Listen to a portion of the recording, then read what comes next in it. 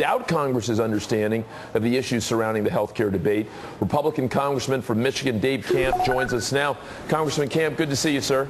Hey, Carlos, good to be with you. Congressman Camp, I really appreciated and admired what you had to say on Morning Joe a couple of days ago. It was the clearest articulation yet I've heard from Republicans on how we move forward on health care. You outlined the three priorities that you'd like to see. Would you share those with us again? Well, we do have things that we're for that we'd like to see in health care reform, Carlos, and obviously one is we think any health care reform ought to include something on malpractice reform. The present proposal by the Democrats does nothing on that. We know there's duplication in medicine. We all have had the experience of going to the doctor and having additional tests ordered that aren't necessary.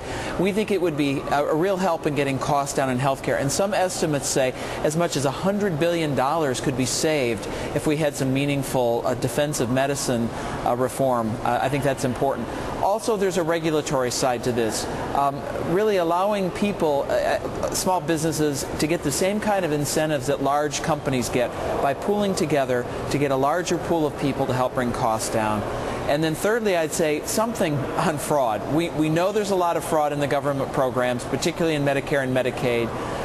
We think there's billions that could be saved there. Let's beef up the Inspector General. Let's make it so that somebody can't commit fraud in Florida and then move to Texas and do it again, as we know happens.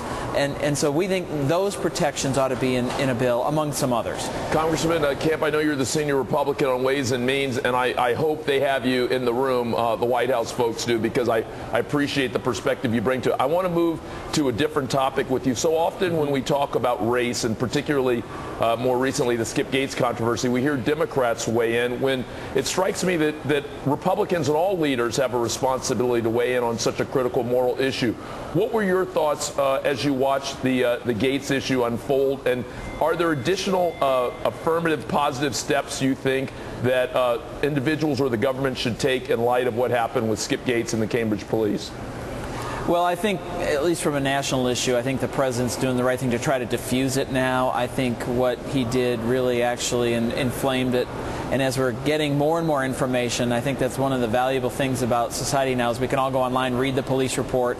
We've had the release of the 911 transcripts. I think now as more information comes out, clearly there was a situation between those two that escalated, and as a result, Professor Gates got arrested, as everyone knows. But I think really trying to get at diffusing that, and I think some of the assumptions that were made about what occurred there really didn't occur, and I think getting more information to the public I think is very helpful there. But obviously there's a larger issue there that I think that needs to be addressed, and I think it can be best addressed at a community level. I think by getting people like Officer Gates who are teaching how to really fulfill their duties and not racially profile. I think doing that at an officer level and a community level is really the best way to make progress there. Congressman Camp, I want to bring in my guest co-host today, Carrie Eleveld of The Advocate, who's got a question.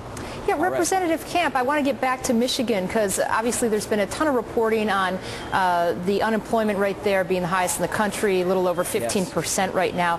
But you're from Traverse City. You represent an area that maybe has been affected a little less. There's been a lot of advertisements, especially on cable news, because I watch a fair amount of it, for vacationing in Michigan.